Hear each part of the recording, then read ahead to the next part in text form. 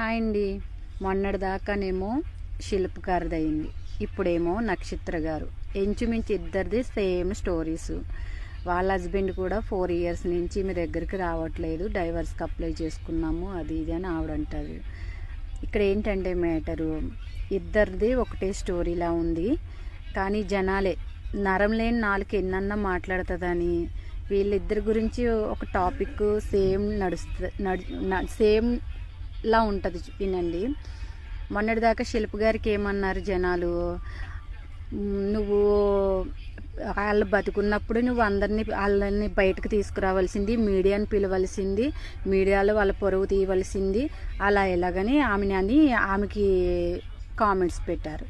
ఇప్పుడు ఈమెకేం పెడతారంటే నక్షత్రకి, మొగుడు పరువు తీస్తున్నావు, నువ్వు నలుగురిలోకి వచ్చి వాళ్ళని మీడియాలో చేసావు, ఏదో గుట్టుగా చప్పుడు చేయకుండా మెల్లగా అందరితోని